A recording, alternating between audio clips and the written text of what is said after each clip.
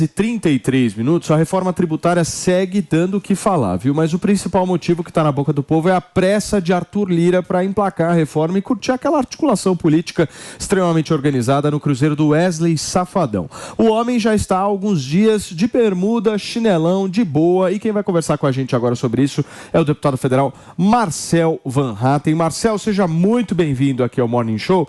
Você sabe que me chamou muito a atenção uma coisa nessa viagem, né? Você gosta do Marcelo? Você vota nele, né? Eu votei nele. Já votou? Lógico. Então, você sabe que me chamou uma atenção absurda essa viagem do Arthur Lira por uma simples razão. Qual foi? Sabe quem tá no navio com ele? Quem? A Jojo Todinho. Wesley Safadão, que encontro. E Arthur Lira. Isso é uma articulação extremamente organizada. Maravilha. Isso é Brasil. Ô, deputado, você não gostou muito dessa viagem, né, Marcel? Explica por quê, querido. Ô, Paulo, bom dia. Bom dia a todos. Na verdade, eu não tenho nenhuma crítica em si ao fato de um parlamentar ou qualquer cidadão estar no cruzeiro com Wesley Safadão. Não é da minha preferência musical e, enfim, eu investiria meu tempo de folga em outras atividades de lazer, mas a verdade é que não era um tempo de folga. Não. Esta semana na Câmara dos Deputados, no Congresso Nacional, ainda é uma semana de trabalho, não estamos no recesso parlamentar. Eu, inclusive, estou ainda aqui em Brasília. É claro que nem todos os deputados estão, nem todos os senadores estão, aliás, poucos estão, até porque muitos têm compromissos nas suas bases e, enfim, é a vida como ela é aqui em Brasília. No entanto, uma coisa é você estar trabalhando em Brasília ou à distância durante uma semana de trabalho. Outra coisa, durante uma semana de trabalho, você ir curtir um cruzeiro nas Bahamas com Wesley Safadão, que é o que está acontecendo com o presidente Arthur Lira. E ainda que ele queira fazer isso, se licencie do cargo, que foi o que ele acabou fazendo, ele está agora em licença e interesse para poder curtir esses dias de folga autoconcedidos, é do seu direito. Inclusive, durante esses dias, o parlamentar não recebe aquilo a que teria direito como salário de deputado. É importante que isso fique registrado. Eu entendo que não deveria ter colocado a Câmara toda de folga, porque, no fundo, nada aconteceu. Né? Como eu disse na tribuna da Câmara, se Sua Alteza não está, nenhuma reunião de comissão acontece, não aconteceu sessão plenária. A única coisa que houve mesmo oficial do Congresso Nacional foi uma sessão para avaliar vetos, que é uma sessão do Congresso presidida pelo presidente do Senado, e aqui nesse momento, como primeiro vice da Câmara, foi o primeiro vice-presidente da Câmara, Marcos Pereira, que conduziu a sessão do Congresso Nacional na quarta-feira, mas não foi atividade da Câmara. A sessão do Congresso é das duas casas em conjunto, Senado e Câmara, e a Câmara não teve reunião nenhuma em virtude desta licença, né, para participar de um cruzeiro nas Bahamas com o Wesley Safadão. E para concluir, pior do que isso ainda, Paulo, foi o assodamento na discussão da reforma tributária, porque pelo que se percebeu, o esforço concentrado da semana passada para aprovar uma reforma tributária tão importante para o Brasil, mas cujo resultado, né, na minha opinião, foi muito aquém daquele que a gente precisaria, na verdade foi contrário às premissas que sempre dependiam de reforma tributária, ou a maioria delas. Esse assodamento se deu por causa dessa viagem particular para que, né, Sua Alteza pudesse viajar. Muito ruim, muito ruim. Muito bem. Amanda. Bom dia, Marcel. Bem-vindo aqui ao Morning. A minha pergunta, ela está ligada também, claro, à reforma. Ela está agora no Senado e ela vai voltar, provavelmente, né, para o Congresso. Qual é a sua expectativa? Você acha que o Congresso vai conseguir alterar alguns pontos, fazendo ali alguns ajustes pontuais e vai voltar para o Congresso? Ou você acha que no Congresso, no Senado mesmo, eles já vão matar essa questão da reforma tributária? Bom, Amanda, bom dia. Bom falar com você. Obrigado pela pergunta, muito boa. Só fazer uma correção de termos, que é importante, na verdade, Senado e Câmara, né? Congresso é quando são as duas casas em conjunto. Então, obviamente, que você quis dizer a Câmara quando você referia ao Congresso. Uma proposta de emenda à Constituição não volta necessariamente para a Câmara, não. Ela tem sido a prática do Congresso Nacional promulgar aquilo que é aprovado pelas duas casas, e tudo que não teve acordo, né, tanto de Câmara como do Senado, fica enfim, num limbo, chamam até de PEC paralela, né, que vão fazer uma PEC paralela com o que sobrou e aí vão continuar discutindo. Em geral, não é o que acontece. O que acontece no processo legislativo? A Câmara aprova um texto, vai para o Senado da República, o Senado da República avalia esse texto e o que o Senado aprovar daquilo que veio da Câmara, digamos que aprovou 60% daquilo que veio da Câmara, isso vai para a promulgação no Congresso Nacional. Não retorna mais para uma nova discussão na Câmara dos Deputados. Essa tem sido a praxe aqui no processo legislativo. Então, essa hipótese de voltar para a Câmara, ela é, enfim, na minha opinião, inexistente para esse projeto. Pode ser que mudem, pode ser que entendam que é preciso voltar para a Câmara e mudem o entendimento. Mas, a princípio, o que foi para o Senado agora vai ser avaliado e o que o Senado descartar permanecerá na reforma tributária, o que o Senado mantiver será promulgado em sessão conjunta das duas casas nacionais, das duas casas pelo Congresso Nacional. Eu entendo que uma reforma tributária boa deve incluir a simplificação, que consta no texto, né, com o IVA, que é muito importante para o Brasil.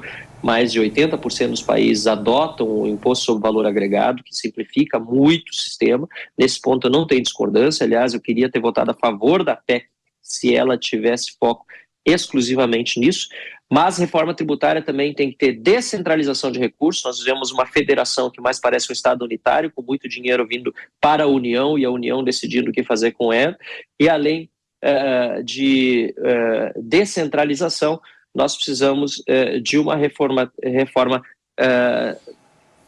tributária que não permita aumento de carga tributária, e isso também não está no texto de uma forma clara.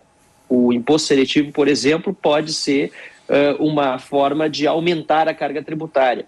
O excesso de regimes especiais vai implicar em carga tributária majorada para quem estiver no regime comum, né, do imposto sobre valor agregado. Então, esses trechos foram muito ruins da reforma e me fizeram votar contrário, além do fato de que, poxa vida, várias pessoas agora estão se dando conta que a tal da emenda aglutinativa aprovada depois da PEC, né, que simplesmente reescreveu toda a PEC, era de conhecimento de apenas 3 parlamentares quando foi colocada em votação. Ninguém teve tempo hábil de ler ela em 30 segundos, 1 minuto, e foi o que realmente acabou sendo encaminhado ao Senado da República, essa emenda aglutinativa, que incluía uma série de coisas ruins que não estavam sequer no texto originalmente aprovado. O Pacheco falou ontem que até final do ano está aprovada, né? Foi o que ele disse. Aí sabe lá Deus se vai rolar. Mas, Pacheco é tudo. Segundo o Rodrigo Pacheco, ele disse que até final do ano isso aí está aprovado. Agora, Maninho, o que chamou a atenção essa semana foi Marcel Van Hatten cantando.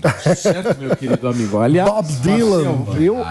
Eu quero montar uma banda contigo. Eu acho que tem que lançar uma segunda carreira aí. Eu lembrei do Suplicy. Eu não me arrisquei a cantar. O Suplicy cantava Blowing Down. Sai a banda, Paulo. Vai ser um privilégio estar numa banda com você. Vamos ver se sai alguma coisa mesmo. Mas eu não cantei, não. Eu só recitei. Tá? Mas olha, foi meu, maravilhoso. É uma obra-prima. Cadê isso? Eu não vi, gente. Você não viu, Antônia Fontinelli? Maravilhoso. Blowing the wind! Ele tá... Também não. Eu ia colocar aí um pedacinho, pô. Maravilhoso, não é, Maninho? Mas aí a capela. Mas foi muito espontâneo ali. Foi algo que me surgiu na hora. E até muita gente de esquerda não gostou, me criticou, porque acham que Blowing in the Wind, na letra, só pode servir aos propósitos da esquerda. E ela foi, essa música, né, uma espécie de hino durante a guerra do Vietnã, de fato, utilizado por muitos cidadãos, não só de esquerda, mas contrária à guerra no Vietnã.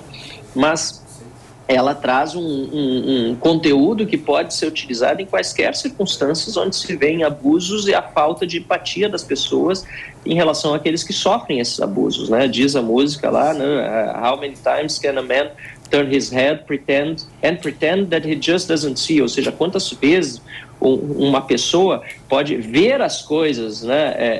Ou melhor, não ver as coisas, virar a sua cara para coisas tão graves, né, como essas que a gente vê hoje no Brasil de abuso de autoridade, e fazer de conta que não está vendo, né? Então, e how many ears, né? Quantas orelhas one man must have, uma pessoa deve ter, Until he can hear people cry, até que ele possa ouvir, né, as pessoas que estão chorando.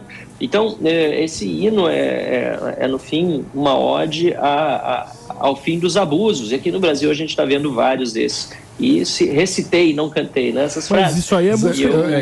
Eu queria ver um dueto com o ex-senador Suplicy, mas eu sempre canto essa música por aí. Marcel, eu quero ver você recitar Jojo Todinho, em homenagem a Arthur Lira.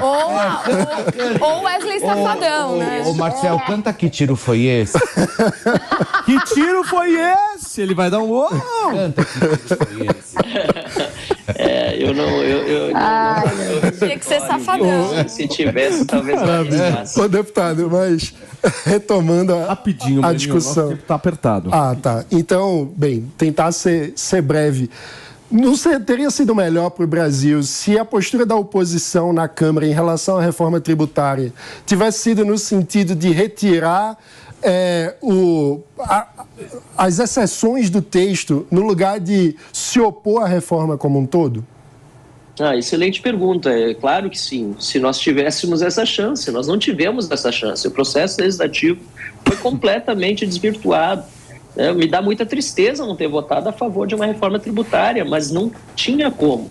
Para mim, eu não tinha como votar uma reforma tributária, a começar pela forma como o processo legislativo se deu. Veja bem, ela tinha sido proposta em 2019, foi feita uma comissão especial, o deputado Aguinaldo Ribeiro era o relator dela. Durante 2 anos não foi apresentado o relatório. Quando o Arthur Lira foi eleito presidente da Câmara, finalmente ele estava lendo o relatório da reforma tributária em 2021. E Arthur Lira, enquanto ele lia o relatório, o Aguinaldo Ribeiro, da mesa da Câmara decidiu arquivar, encerrar os trabalhos da comissão especial de uma forma completamente autoritária e ditatorial, por vingança ao Aguinaldo Ribeiro, que é do seu partido, mas que não o tinha apoiado para a eleição da presidência da Câmara. Foi isso que aconteceu, porque Aguinaldo Ribeiro tinha apoiado Baleia Rossi, que era o candidato de Rodrigo Maia, que era também, aliás, o autor da PEC 45, perdeu para Arthur Lira, e Arthur Lira, então, decidiu encerrar os trabalhos da Comissão Especial em 2021 dessa reforma tributária. Durante todo o ano de 2021 e 2022, não se discutiu mais esse texto, ele simplesmente foi esquecido. Tratou-se, então, de uma outra reforma do imposto de renda. Eu votei contra ela porque ela aumentava imposto também, acabou indo para o Senado da República e está parada até agora. A parte do imposto de renda de pessoa física é maravilhosa, eu preciso corrigir a tabela, defendo isso há muito tempo. A parte do imposto de renda da pessoa jurídica e os aumentos que os empresários iriam ter de arcar e repassar para o consumidor final, terrível. E por isso nós votamos contra. Passa esse período desses 2 anos do primeiro mandato do Arthur Lira, Aguinaldo Ribeiro e também Baleia Rossi o apoiam para sua reeleição como candidato à presidência da Câmara mais uma vez este ano, e depois da sua reeleição ele então, né, como se diz, de uma forma praticamente assim, né, obsequiosa, ele vai lá e passa a pegar de novo esse projeto de lei, que agora tem essa proposta de emenda de Constituição, que tem agora o apoio também do governo Lula, para voltar a debatê-lo na Câmara. Mas ele não faz por meio de comissão especial, que é onde a gente pode debater emendas, fazer destaque, fazer os acertos que você disse, né, muito bem, que a gente poderia ter feito. Ele faz um grupo de trabalho com apenas 12 parlamentares. Sim. Desses 12, só tem um parlamentar, dos mais de 40% que foram eleitos neste mandato e não estavam no mandato passado, participando desse grupo de trabalho, que não, aliás, é previsto esse grupo de trabalho no regimento interno. Dos 12 membros, 3 são do Amazonas, um estado de 4 milhões de habitantes apenas, que estão ali para defender a Zona Franca, direito deles. Mas, enquanto isso, toda a região sul, o meu estado do Rio Grande do Sul, Santa Catarina e Paraná, com 30 milhões de habitantes, 30 milhões versus 4, não tem nenhum membro nesse grupo de trabalho. Então, começa completamente enviesado. Depois é apresentado um relatório há 10 dias da votação aprazada aqui na Câmara dos Deputados. Um novo relatório é apresentado na quarta-feira à noite, quando se diz que é para votar até sexta-feira, com 140 páginas, das quais 40 são de alterações na Constituição. No dia seguinte, na quinta, depois de feita toda a discussão na matéria sobre o texto que não seria votado, apresenta um novo texto. Esse novo texto vai ser aprovado em menos de 1 hora, também com 140 páginas e 40 páginas de alteração na Constituição. E depois de aprovado esse novo texto, apresenta uma emenda aglutinativa que ninguém teve oportunidade de ler pela rapidez como foi feito o processo de votação, incluindo benefícios a montadoras, incluindo ainda mais exceções, incluindo uma série de... ou retirando travas de aumento de impostos. Então eu não tinha como votar a favor, para começar, porque eu não sou de passar cheque em branco. Ainda menos para Arthur Lira, né, ou para o governo Lula, que estava apoiando a reforma. Muito eu bem, lamento muito. Deixa só, Marcel, passar aqui para a nossa Antônia Fontinelli. Antoninha, para a gente fechar, meu amor, a Antônia, Marcel, é quem fala com o povo neste programa. E eu tenho certeza que, ela não gostou de várias palavras que você utilizou na sua fala, que são palavras muito difíceis, certo, Antoninha? Me ajuda, Antônia, preciso de um banho aí de vernáculo popular. Então, vamos lá. O que o deputado Marcel Van Hatten, que vocês tanto adoram, olha, deixa eu falar uma coisa pra você, Paulo, e meninos que estão aí no estúdio. Esse homem é adorado pelo povo, viu? O povo pede na rua. Cadê? Quando você vai levar o Van Hatten no canal? Quando você vai levar... É sim. Você tem que levar o Van Hatten no Na Cama da Gata. É bom esse programa, viu, Marcel? Vamos fazer, deputado, esse programa. Você vai amar. Ele já foi no Na Lata Normal. Agora eu vou convencer ele a ir Na Cama da Gata. Então, o que acontece? O que o Marcel Van Hatten, que vocês tanto amam, quis dizer foi que esses deputados ficam na Câmara brigando, né, se vingando um do outro, e no fim do dia sobra para vocês, povo. Então vocês que têm que lembrar sempre em quem que vocês votaram e cobrar. Ó, isso aqui não está certo, por que você fez isso? Por que você votou daquela forma? É só assim, é só prestar atenção e parar com essa coisa de achar que só quem é importante é o presidente. Né? Não é. A Câmara dos Deputados é a coisa mais importante desse país. São eles que definem. Vocês viram aí o que o deputado acabou de dizer? Que eles ficam votando na calada da noite, um se vingando do outro, um prejudicando o outro, cometendo arbitrariedade, e no fim do dia sobra para vocês. Não foi isso, deputado, que o senhor quis dizer? Perfeito. Bem resumido. Foi exatamente isso. Quem sofre é o povo.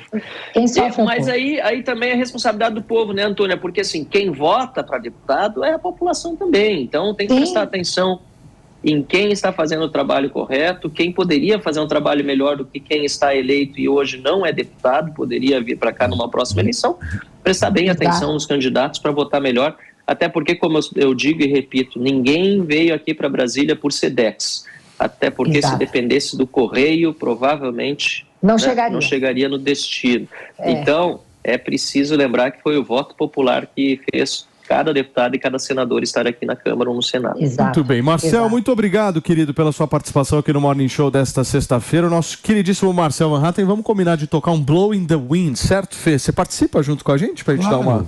Claro.